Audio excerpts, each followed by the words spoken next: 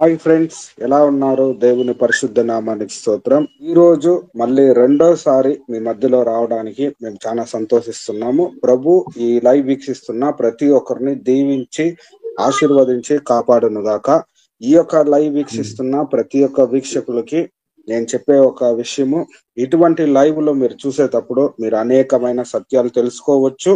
మళ్ళా అనేక మంది మతోన్మాదులతో మీరు మాట్లాడేటప్పుడు ఇటువంటి విషయాలు మీకు గాని అవగాహన గాని ఉన్నట్లయితే వాళ్ళతో మీరు బాగా మాట్లాడొచ్చు, వాళ్ళని గాని ప్రశ్నించవచ్చు. కాబట్టి ఈ రోజు ఎక్స్ హిందూ యూట్యూబ్ ఛానల్ ని వీక్షిస్తున్న ప్రతి ఒక్కరూ ఈ వీడియోని లైక్ చేయండి, ఈ ఛానల్ ని సబ్స్క్రైబ్ చేసుకోండి, ఇతరులకు గాని పరిచయం చేయండి. అప్పుడు మీ ద్వారా సువార్త ఇంకా కొంచెం ముందుకు వెళ్లేదానికి సహాయపడుద్ది.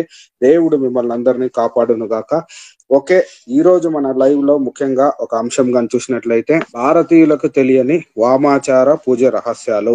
ఆల్రెడీ మా ఛానల్లో పార్ట్ 1 మేము చేసి ఉన్నాము. ఈ రోజు తరువాయి భాగం పార్ట్ 2 ని మేము కంటిన్యూగా చేస్తున్నాము. Praise lord sir. Brother praise lord అండి.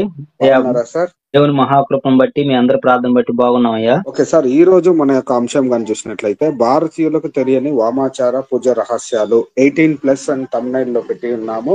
దీని గురించి మన వీక్షకులకు అర్థమయ్యేలాగా ఒక 2 నిమిషాల్లో చెప్పిన తర్వాత మిగతా విషయాలు మాట్లాడదాం. మరి ఈ లైవ్ కార్యక్రమం వీక్షిస్తున్నటువంటి భారతీయులు అందరికీ, మరి ముఖ్యంగా సత్యాన్వేషకులకు, ఆత్మీయ సహోదరి సహోదరులందరికీ కూడా మా హృదయపూర్వకమైనటువంటి శుభాభివందనాలు, ధన్యవాదాలు తెలియజేస్తూ ఉన్నాము. మరి గత వీడియోలో పార్ట్ 1 లో భారతీయులకు తెలియని వామాచార పూజలు రహస్యాలు పార్ట్ 1 లో మరి వామాచార పూజలు అనేది ఎలా చేస్తారు అని మనం తెలుసుకున్నాం. ఎందుకంటే సనాతన ధర్మంలో దక్షిణాచారం, వామాచారం అని 2 పద్ధతులు ఉంటాయి.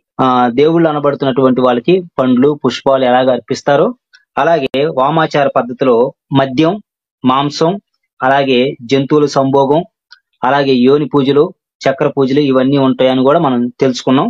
అయితే ఇది కొంచెం పెద్ద సబ్జెక్టు కనుక మరి ఈ రోజు దీన్ని ముగించాలని ప్రయత్నం చేస్తాం. మరి మీకు అర్థమయ్యే రీతిగా ఈ వామాచార పూజల్లో ఏమేం చేస్తారు, ఇంకా ఈ వామాచార పూజల్లో అఘోరాలు ఏం చేస్తారు, యోని పూజల్లో ఏం చేస్తారు, చక్ర పూజలు ఏం చేస్తారు అనేది కూడా త్వరగా మనం కొన్ని విషయాలు తెలుసుకుందాం. ఈ పూజలన్నీ కూడా చాలా సీక్రెట్ గా చేసే పూజలు అన్నమాట. సమాజంలో చేయరు, చాలా రహస్యంగా చేస్తారు. ఎందుకంటే ఇవి నీచమైనటువంటి పూజలు. ఎంత జుబ్సాకారంగా ఉంటాయంటే అంత భయంకరంగా ఉంటాయి. అందుకని వీటిని సమాజంలో చేయకుండా రహస్యంగా చేస్తా ఉంటారు. అందుకని అక్కడక్కడ మనకి క్షుద్ర పూజలు జరుగుతున్నాయి, తాంత్రిక పూజలు జరుగుతున్నాయి అంటారు కదా, అవి అనమాట. ఎందుకు వాళ్ళు అలాగా రహస్యంగా చేస్తారు, శ్మశానాల్లో చేస్తారంటే అవి జుబ్సాకరంగా నీచంగా ఉంటాయి అన్నమాట. అందుకనే వాళ్ళు రహస్యంగా చేస్తా ఉంటారు ఇవన్నీ కూడా. అందుకనే మనం ఈ 2వ భాగంలో కొన్ని విషయాలు కూడా తెలుసుకుందాం. అఘోరాలు ఏం చేస్తారు, ఈ తాంత్రిక పూజా విధానంలో వామాచార పూజలు ఏం చేస్తారు అనేది మనం మాట్లాడుకుందాం. చూడండి, మరి సనాతన ధర్మంలో దాగి ఉన్న నిగూఢ రహస్యాలు వాల్యూమ్ 1, వాల్యూమ్ 2, వాల్యూమ్ 3 అనే బుక్స్ అండి.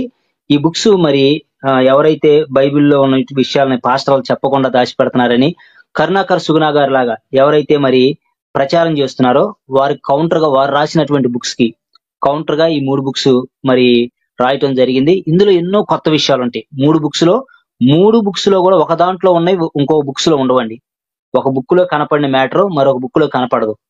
ఈ బుక్స్ లో ఉన్నటువంటి విషయాల్ని చాలా మంది ఇప్పటి వరకు కోడ్ చేయాల, అన్ని కొత్త విషయాలు మీకు ఉంటాయి. ఈ బుక్స్ ని మీరు దగ్గర పెట్టుకుంటే బైబిల్లో బూతులు ఉన్నాయి, బైబిల్ బూతు పుస్తకం, బైబిల్లో వావి వరసలు ఏమన్నారు అని మిమ్మల్ని దూషిస్తారు చూసారా, అలాంటి బుద్ధిహీనులకి బాగా బుద్ధి చెప్పడానికి పనికొస్తాయి అన్నమాట ఇవి. ఎందుకంటే తెలుసుకోవటానికి మీకు చాలా ఉపయోగపడతాయి. అన్ని గ్రంథాలు మీరు చదవకపోయినా ఈ బుక్స్ ని, అలాగే నాకంటే ముందున్నటువంటి పెద్దలు రాసినటువంటి బుక్స్ ని, వాటితో పాటు ఇవి కూడా మీ దగ్గర పెట్టుకుంటే మతోన్మాద భావాజాలం కలిగినటువంటి వాళ్ళని మీరు తప్పకుండా ప్రశ్నించి బుద్ధి చెప్పొచ్చండి. వాళ్ళ దగ్గర మీరు చిన్నతనంగా తలదించుకోవాల్సిన పని లేదు. ధైర్యంగా తలెత్తుకొని మీరు మాట్లాడేలాగా ఈ బుక్స్ మిమ్మల్ని తయారు చేస్తాయి అన్నమాట. ప్రతి ఒక్కరు కూడా మీరు కావాల్సినటువంటి వారి నెంబర్ కనపడుతుంది కదా, 9701751027. ఆ నెంబర్ కి మీరు కాల్ చేసి మాట్లాడొచ్చు చక్కగా. నాకు అవకాశం ఉన్నప్పుడల్లా నేను మాట్లాడుతూ ఉన్నా. దయచేసి మతోన్మాద భావాజాలం కలిగిన సహోదరులు మీరు కూడా మాట్లాడాలండి, కానీ బూతులు మాట్లాడద్దు. ఓకేనా? ఆ 3 బుక్స్ లో చాలా కొత్త విషయాలు ఉంటాయి మీకు. సార్, ఈ రోజు వచ్చినటువంటి 2 కమెంట్లు చూడండి. మొదటిగా చూస్తే రమేష్ అనే వ్యక్తి అడుగుతున్నాడు, మీకు పోయే కాలం దరిదాపులో చేరుతున్నదేమో, అందుకే ఇలా మాట్లాడుతున్నారేమో అని అనవచ్చా అన్న ఒకటి. రెండే చూస్తే పురాణాలతో మీకెందుకు, బైబుల్ చదువుకోండి చాలు అనేసి 2 కమెంట్లు సిమిలర్ గానే ఉన్నాయి. ఈ రెండుటికి మీ యొక్క సమాధానం ఏం సార్? మరి సహోదరులు రమేష్ గారికి మేము తెలియజేసేదంటే, రమేష్ గారు అయ్యా దయచేసి విఘ్నులు మీరు ఆలోచన చేయండి. ఇప్పుడు మేము కొత్తగా ఏం మాట్లాడలేదు కదా. ఇప్పుడు భయంకరంగా యేసుక్రీస్తు ప్రభువుని, మరియమ్మ గారిని, బైబిల్ గ్రంథాన్ని అంత నీచంగా మాట్లాడుతూ ఉంటే మీరందరూ మంచి మనసు కలిగినటువంటి మీ అందరూ ఎక్కడికి పోయారు మీరందరూ? ఇప్పుడు మేమేదో కొన్ని సత్యాలు చెబుతుంటే ఓర్చుకోలేక మీ గ్రంథాల్లో ఉన్నటువంటి రంకు బొంకు బయటపడుతుందని మీరు బాధపడుతున్నారు కదా. మరి బైబిల్ దేవుడిని అంత పరిశుద్ధుడైనటువంటి మహాదేవుడిని మీరు అంత కించపరిచి మాట్లాడుతూ ఉంటే, మరియమ్మ గారిని అంత నీచంగా మాట్లాడుతూ ఉంటే మీరందరూ ఎక్కడ పోయారు? అంటే సత్యం చెప్పే వాళ్ళందరూ చంపేస్తారా మీరు? నిజాలు చెప్పే వాళ్ళందరూ కూడా చంపేస్తారా?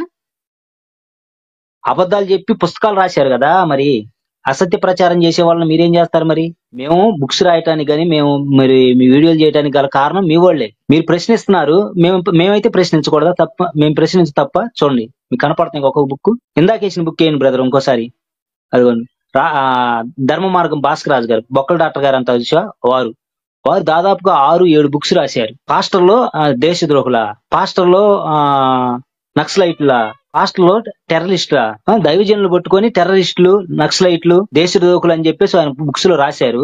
బైబిల్ యేసుక్రీస్తు ప్రభు పెళ్ళయింది, భార్య పిల్లలు ఉన్నారు అని బుక్స్ లో రాస్తా ఉంటే మరి మేము ప్రశ్నించడం తప్పండి. యేసుక్రీస్తు ప్రభు మరొక రూపం అంట, అదర్ సైడ్ ఆఫ్ జీసస్. యేసుక్రీస్తు ప్రభు చరిత్ర భారతదేశంలో కాదు ప్రపంచ దేశంలో ప్రతి ఒక్కరికి తెలుసు.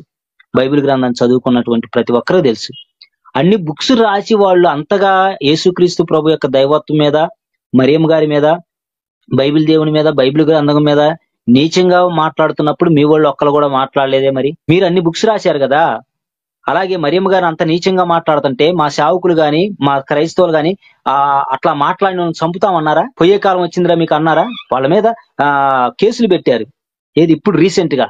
అదే ఫస్ట్ లోనే ఆ పని చేసినట్టయితే ఈ మతోన్మాదులు ఏడదాకా వచ్చేవాళ్ళు కాదు. కనీసం కొంత ఇప్పుడన్నా కళ్ళు తెరుచుకున్నారు మా వాళ్ళు. అట్లా అంత భయంకరంగా పాస్టర్లో బైబిల్లో ఉన్నటువంటి విషయాలను చెప్పకుండా దాచిపెడుతున్నారు. కరుణాకర్ సుగుణ గారు బుక్స్ రాసినప్పుడు మీరు ఆడికి పోయారు? లక్షల పుస్తకాలను ప్రింట్ చేయించారు కదా. క్రైస్తవ్యంలో చిక్కుముళ్ళు ఉన్నాయి అని ధర్మ మార్గం భాష, ఆది కాండం, సోది కాండం అంట. ఈ పుస్తకాలు రాసినప్పుడు సార్ మీరు ఎందుకు ప్రశ్నించలేదు వాళ్ళని? మరి మీరు వాళ్ళకు కూడా కామెంట్ చేసి ఫోన్ చేసి మాట్లాడపోయారా? మీకు ఏమైనా రోజులు దగ్గర పడ్డాయని? పరిశుద్ధ గ్రంథం మీద బురద జల్లుతా ఉంటే అందరూ సైలెంట్ గా ఉంటారు సార్. సత్యం చెప్పేవాళ్ళు ఉంటారు కొంతమంది, ఎవరో కట్ట. అర్థమైందా బ్రదర్? అందుకని మేము వాస్తవాలు చెబుతాం. అంటే వాస్తవాలు చెప్పే వాళ్ళందరూ చంపుతారు. మీరు ఎంతమంది చంపుతారు?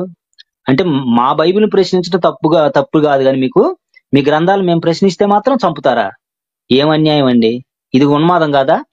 మా పాస్టర్ గారు వాళ్ళు, మా సేవకులు గాని, మా క్రైస్తవులు ఎవరైనా వాళ్ళని చంపుతామన్నారా? డిబేట్లు కూడా చేశారు కదా వాళ్ళతో కలిసి. చంపుతామన్నారా? బెదిరించారా? మీది ఉన్మాదం అంతే. అందుకని మిమ్మల్ని మత ఉన్మాదులు అనేది.